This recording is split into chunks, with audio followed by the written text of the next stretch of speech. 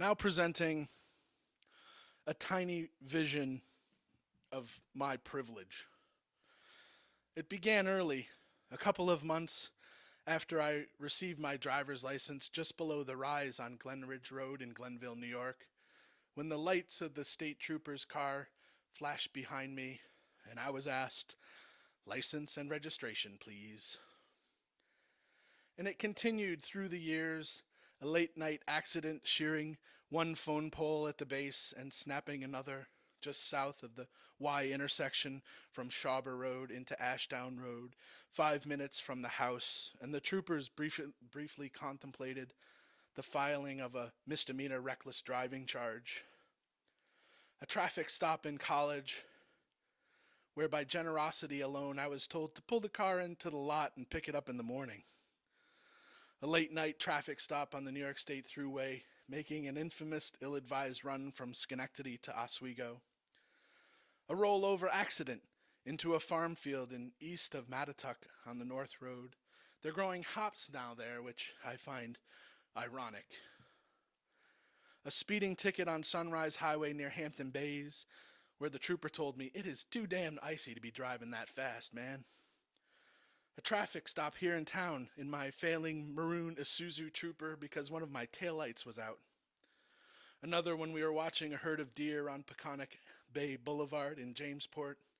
And finally, riding north on our annual Christmas sojourn in Hamilton, Ontario, Canada, on Interstate 81 in Binghamton, where the speed limit reduces from 65 to 55, but the red car behind is pushing to get around, and the jalopy in the first lane, so I accelerate 60, 65, 70, 73 to pass the jalopy just in time to fall prey to the most productive, highest revenue-generating speed trap in the whole of the great state of New York.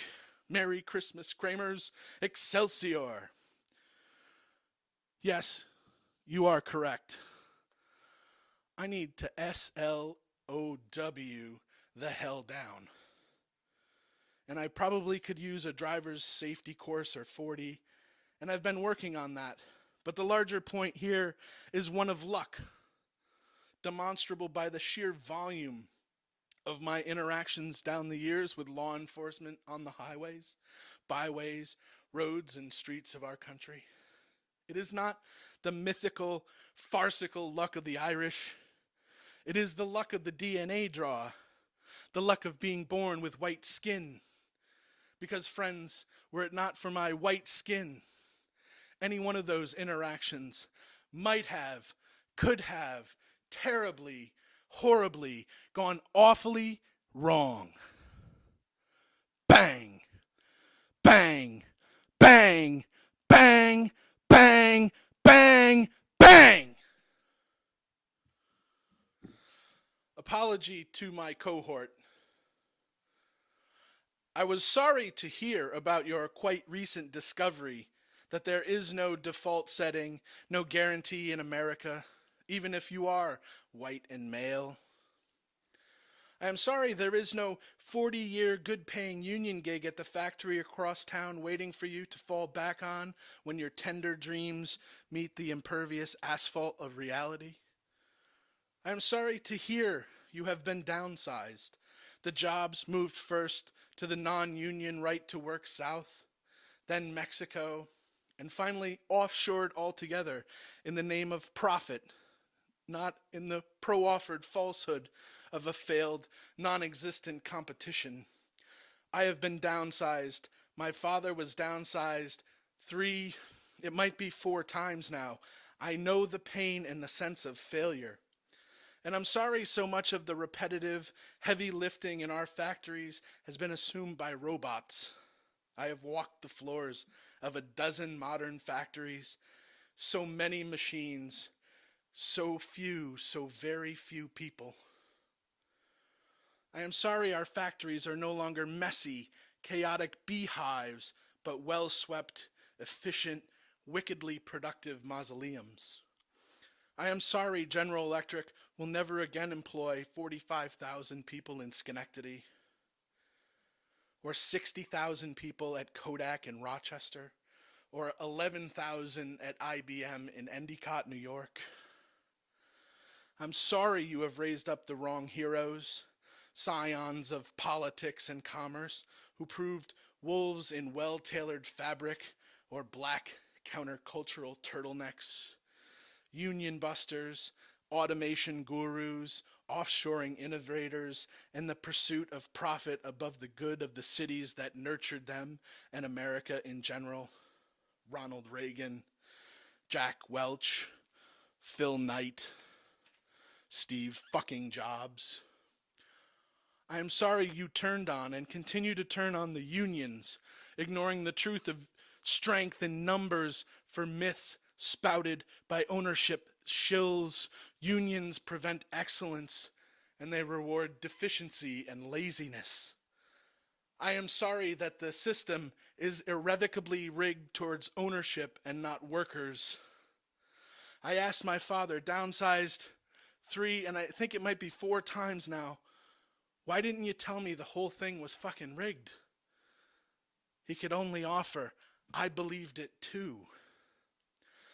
And I'm sorry you believed, not just in these instances of subtle misdirection and crafty disinformation, but the outrageous propaganda that your jobs have been stolen by the unentitled, by minorities, by illegal immigrants, by women. And I'm sorry that the AMA decided to loose upon you in the guise of pain management, pill pushers in white coats with prescription pads thick like dictionaries. So much pain, so many pills. And I'm sorry that heroin is cheaper than the legal opioids they hooked you on. I'm sorry, so very sorry.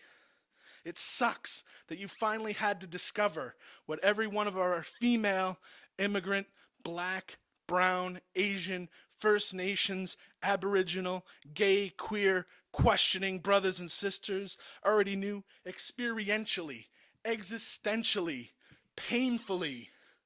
There is no default setting. There is no guarantee in America.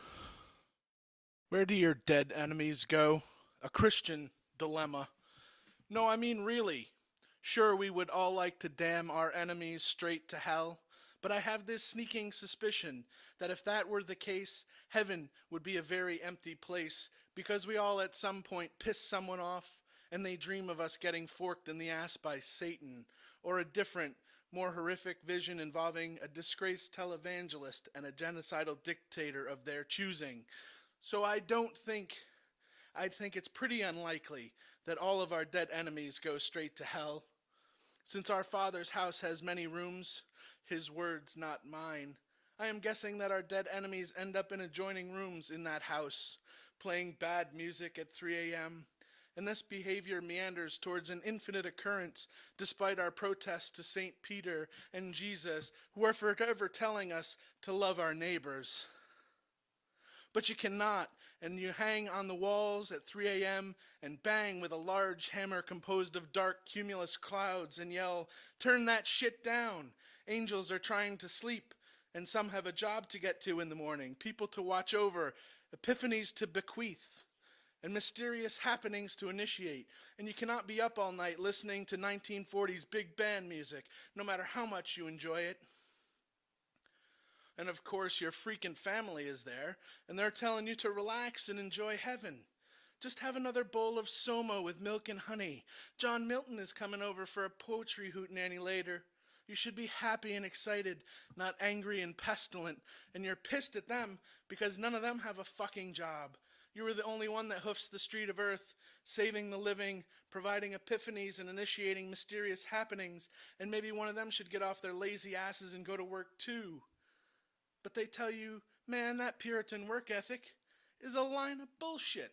Did Jesus say you had to work when you came here? No, but you had to go get a job. And you hate it so much, well, you should just quit and lounge around like everyone else, smiling, enjoying death as it was meant to be enjoyed.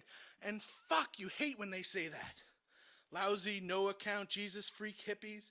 And in the meantime, someone is frying garlic, an oily fish, a baby is crying, a punk rock band upstairs has begun another practice session, a sick child has just sneezed on you, no one is picking up a ringing phone, and you are terribly late for your miracles, mysterious happenings and epiphanies, and you're just about fed up with living in this heavenly tenement, and you think, maybe it would have just been better if I'd been a Buddhist.